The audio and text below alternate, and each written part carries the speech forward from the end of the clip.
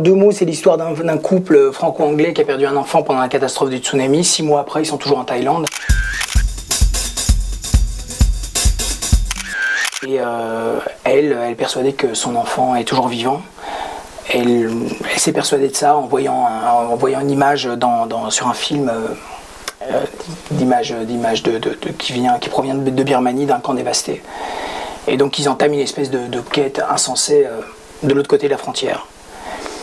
Et donc on commence par Bangkok, et puis doucement, ils rencontrent un chef de la mafia qui les emmène plus loin. Enfin, je schématise, hein, et donc c'est un peu le point de départ de cette quête et de cette fuite en avant vers cette obsession comme ça du fils perdu. Et donc là, on était dans les bateaux. Je pense que c'est des retakes, enfin non pas des retakes, mais c'est une scène qu'on n'avait pas finie et qu'il fallait terminer. Et c'est le départ. Là, c'est mon gros chapeau, mon beau chapeau.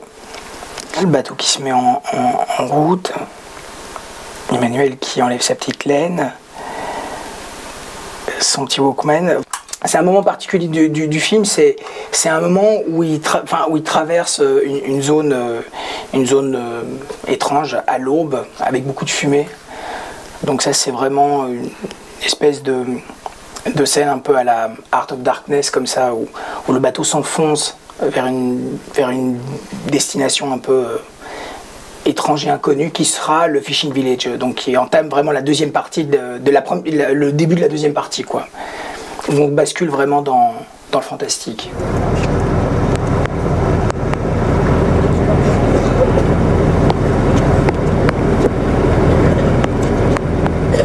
C'est pas la Méditerranée, la mer Andaman, c'est-à-dire qu'il y a des marées.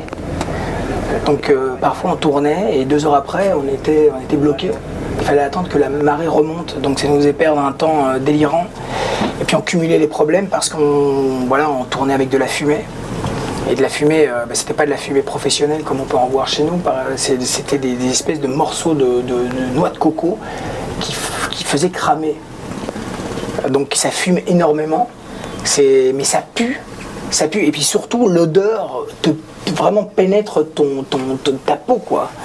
Donc on a pué la noix de coco pendant des mois et des mois, non mais sans blague. Hein.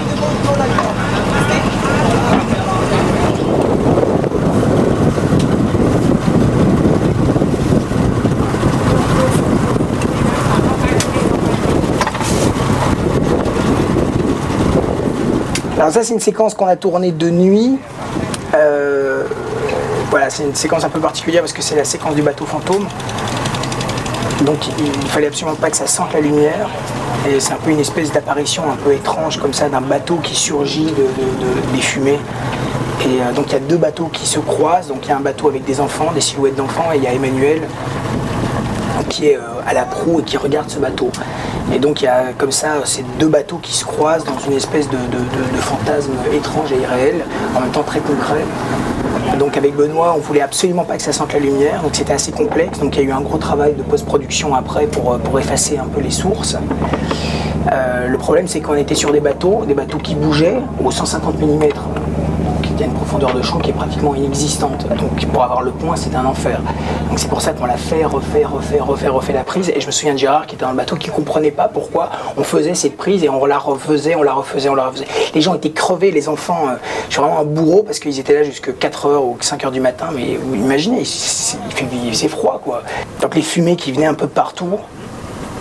Parce que finalement on éclairait sur base des fumées. C'est vraiment une séquence expressionniste, quoi. En découvrant les rushs, moi je pensais vraiment je dis ça sans prétention aucune, mais à une séquence de Nosferatu de Murnau, quoi. Il y a vraiment quelque chose dans l'expressionnisme. Enfin, c'est pratiquement monochrome, c'est noir et blanc.